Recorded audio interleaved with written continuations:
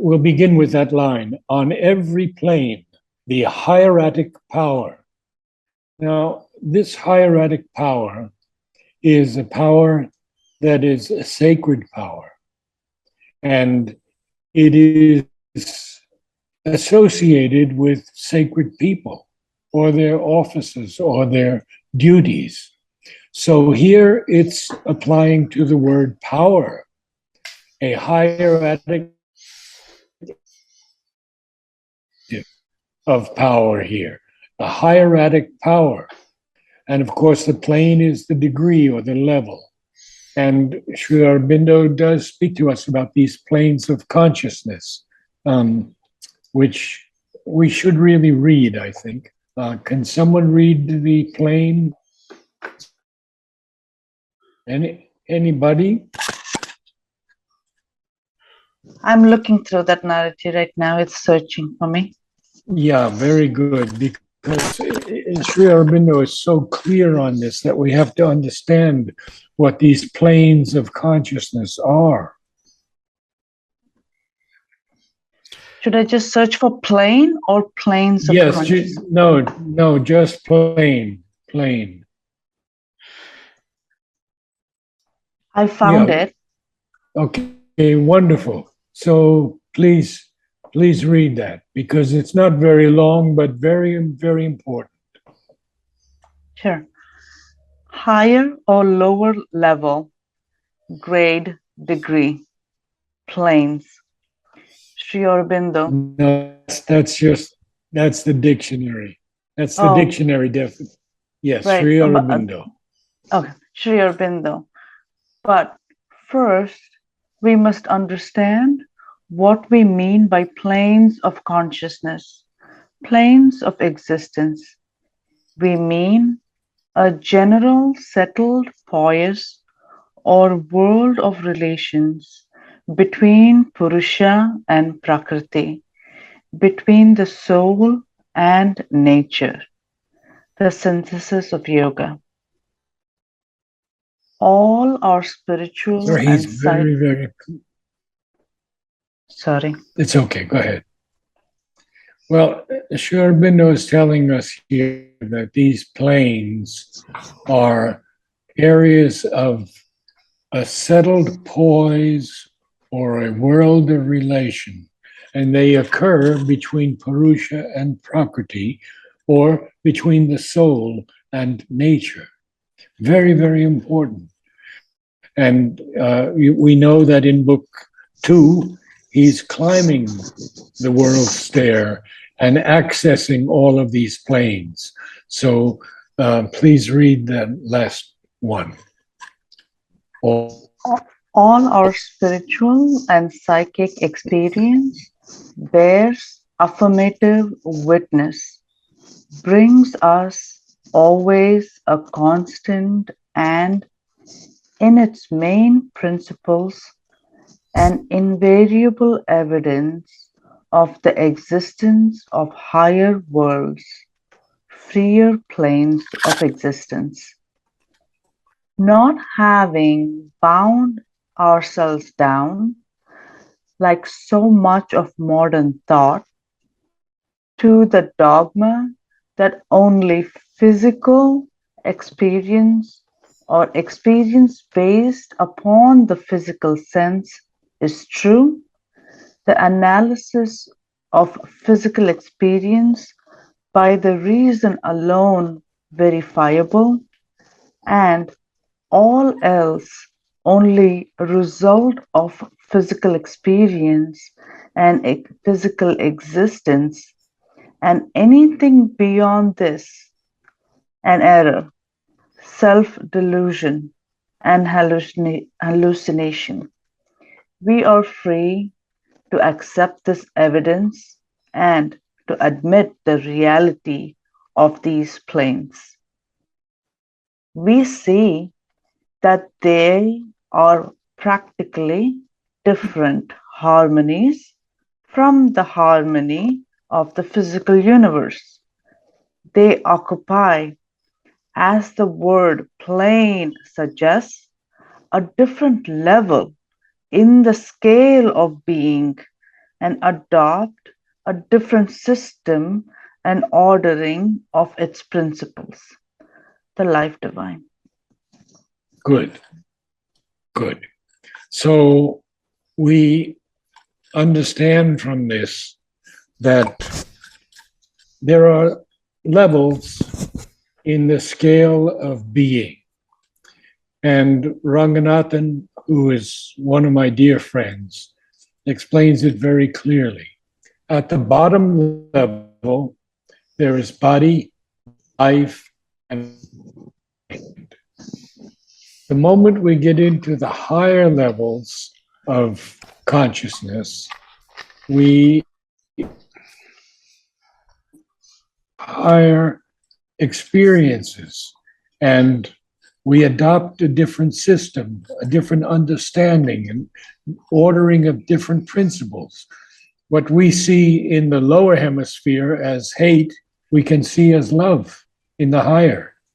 What we see as evil becomes good when we cross that threshold into the higher mind, illumined mind, intuitive mind, overmind, and lastly, the third stage, supermind. So we see that this hieratic experience, which he's speaking of, on every plane, the hieratic power, initiate of unspoken verity. Beautiful line. An initiate, of course, is a novice. But verities are some statements or principles that are true, and most often an enduring truth. So, initiate of unspoken verities, what does it do? It dreams to transcribe and make a part of life in its own native style and living tongue, some trait of the perfection of the unborn. Oh, some vision seen in the omniscient light, some far tone of the immortal rhapsodist voice, some rapture of the all-creating bliss, some form and plan of the beauty unutterable. Look how many lines Sri Aurobindo gives us beginning with the word some. Wow. Now, the native style is characteristic, a distinctive feature of, it can be literary or artistic expression. Some trait of the perfection of the unborn. A trait, of course, is a distinguishing feature. But the unborn here is very important because it is not yet born or it is still to be born. And Sri Aurobindo uses unborn in Savitri in referring to Sri Aurobindo, Ashwapati and Savitri. And we can cover those lines one day. Some trait of the perfection of the unborn. Because the unborn are beyond becoming. They are liberated from this lower birth and death, even though they have to take human birth and perhaps ascend rapidly to their degrees of avatarhood. They still have to go through this experience on earth. And the evolving soul, self or spirit, is unborn. It does not pass through death or birth. It is independent of birth or even of body or mind or life. In this manifested nature, he writes to his disciple. So we first of all have the word some trait. Now we have some vision that's seen in the omniscient light. Well, omniscient, of course, is God, the God light. Some far tone, and I love this line, of the immortal rhapsodist voice. A rhapsodist voice is a voice that is epic, usually in poetry and recitation. And we see that Sri Aurobindo uses rhapsodist here as an adjective to voice. So beautiful, this sound that comes through. Perhaps you could give us some Vedic examples, Vladimir, of this rhapsodist voice. Yeah, well,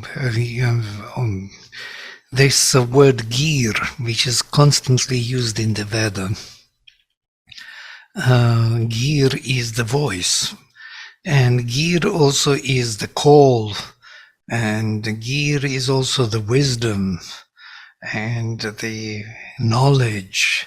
Yeah, so the voice, the word that knows, as Sri Aurobindo says elsewhere in Savitri. So this is the word which is charged with comprehensive knowledge. Yeah?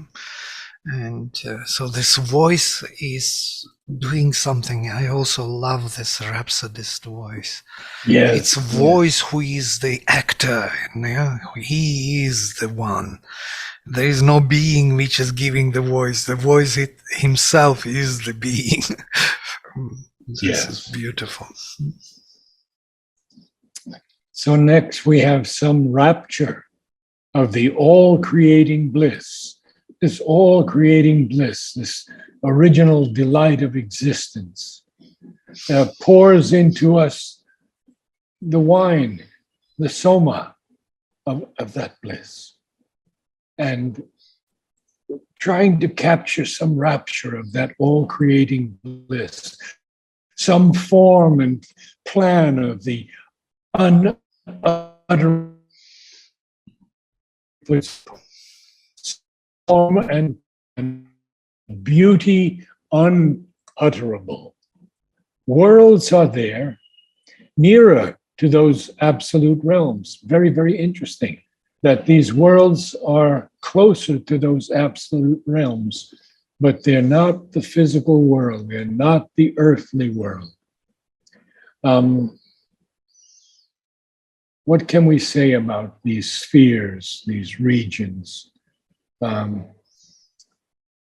Some of us, I think, have touched them from time to time.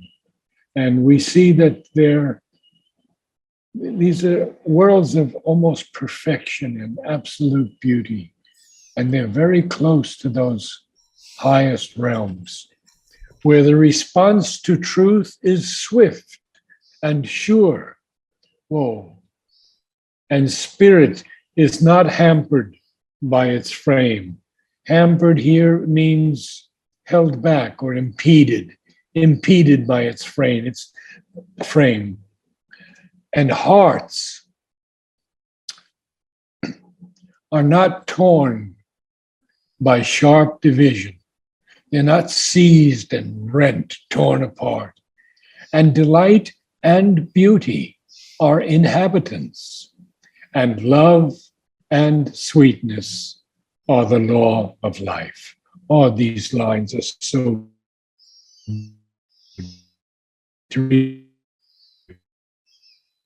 we'll begin with the lines that begin with the word some. Some trait of the perfection of the unborn, some vision seen in omniscient light, some far tone of the immortal rhapsodist voice, some rapture of the all-creating bliss, some form and plan of the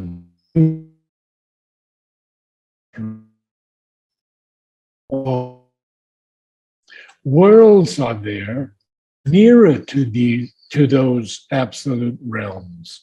And what is happening in those worlds?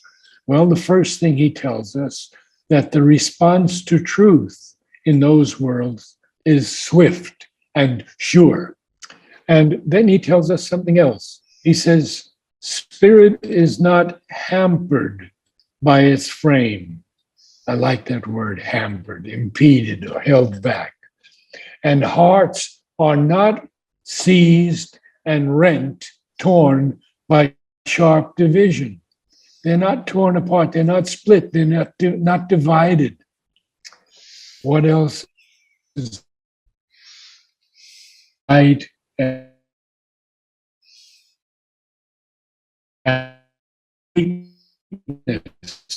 air of life? Wouldn't we like to be in the worlds instead of this world we are going through right now? But I believe we're going through it because the effect of the supermind will not tolerate hatred, violence, evil. And this was told to me by Aurobindo Basu. He says, when Mother speaks of crashing circumstances, some of her disciples said, "Mother, do you have to be so strong? Please tone it down a little bit." But originally she said, it may happen by crashing circumstances. And we have to be prepared for that. Look at what America is going through. Look at China wanting to take over Taiwan soon. Look at Russia in the Ukraine. All around us, we're seeing this extraordinary disharmony, this upending of truth and beauty, sweetness and love. So let me continue on. A finer substance in a subtler mode embodies the divinity earth but dreams. Overtake running feet. Now, I want to go through, mention these three lines first, and then we'll go to the next page. A finer substance in a subtler mold. What is that finer substance that embodies the divinity that earth but dreams of? Its strength can even overtake running feet, overleaping the fixed hurdles set by time. Now, we know what hurdles are. We see it in sports all the time. It's quite a statement, these fixed hurdles set by time. They're barriers, these hurdles. They're obstacles, they're difficulties. And this finer substance in a subtler mold that embodies this divinity that earth only dreams about, its strength can overtake joy feet, overleaping the fixed hurdles set by the wrath of an intuitive capture the fugitive happiness we did. Oh, this is so fantastic. Overleaping these barriers, these obstacles, difficulties that are set by time, this rapid net, look at that line, the rapid net of an intuitive clasp. Of course, intuitive is perceptive, huh? And the clasp is a grip or a grasp of the hand. We see that in Michelangelo's painting when the Lord touches, I guess it's Adam's hand, the fingers come together. Captures the fugitive happiness that we desire. Fugitive, of course, is fleeing, lasting only a short time. It captures all of that. And now we have a nature lifted by a larger breath, plastic and passive to the all-shaping fire, answers the flaming Godhead's casual touch. And there we have a colon, immune from our inertia of response. It hears the word to which our hearts are deaf, adopts the seeing of immortal eyes, and traveler on the roads of line and hue, pursues the spirit of beauty to its home. I don't think we can go further than that today. There's so much here. This nature that is lifted by a larger breath. This nature is God's power of various self-becoming, he tells us in the essays on the Gita. And nature is nothing but the will of God in action, he tells us in Essays Divine and Human. Plastic acid to the all-shaping fire. Now, that is something special. Mother says, that which can easily change its form is plastic. Figuratively, it is suppleness, a capacity of adaptation to circumstances and necessities. Passive here would be more not tamasic, but not involving visible reaction. The mother says, this vibration, which I feel and see, she tells us, gives the feeling of a fire. That's probably what the Vedic rishis translated as the flame in the human consciousness. In man, in matter, they always spoke of a flame. It is indeed a vibration with the intensity of a higher fire. Can you add a little bit for us, Narad? Yes, it's so amazing. On Agni, on the flame. Yes, it is so amazing to see this explanation of the flame, of the fire here. It is actually passive and receptive and plastic to the all-shaping divine will. So which is constantly here present in nature. So nature is obeying the will and changing in accordance with the need. So building the instruments for the future knowledge of the spirit within itself. And that is the explanation of the Agni. Why Agni burns to ashes everything? Because that was not supposed to sustain, to endure, because it was only a transitional form which was needed to give another form, shaped better, and this is the evolution which is maintained by the fire. Amazing. Yes. When you read from here, you understand what fire is. Truly speaking, one cannot understand it from the Vedic verses, because there's no explanation what it is. But here you can see it. So plastic and passive to the all-shaping fire. It's an all-shaping energy which is making everything possible. And then and the next line, Aurobindo combined of these, plastic and passive to the all-shaping fire, answers the flaming Godhead's casual touch. Isn't that lovely? Casual. If it wasn't casual, we'd be on fire. Yes? I can't hear you. No, you made a comment. I thought that was funny. I didn't realize I was not on mute. Sorry. Okay, no problem. So we'll go just a few lines more and then complete today.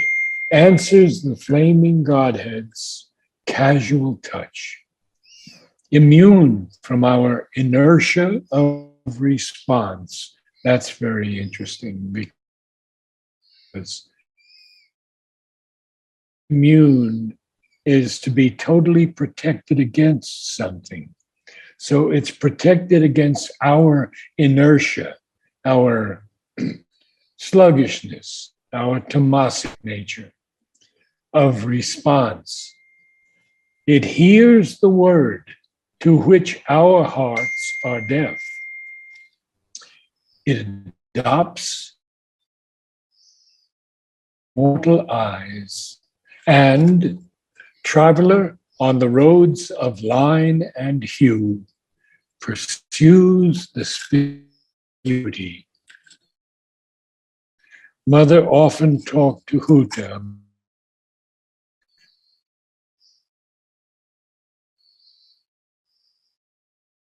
deeper into this term of this experience of beauty. I remember it so well when I would send the flowers to Mother through Tara, and Mother would explain about the beauty of these flowers. In French, of course, but I could understand a few words, and you could feel that beauty.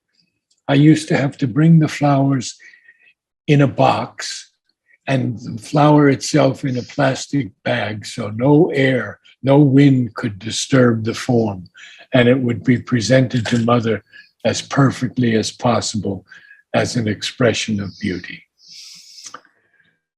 Thank you so much. Thank you, Narad. Next week. See you next Namaste, all. Namaste. Namaste. Thank you. Okay.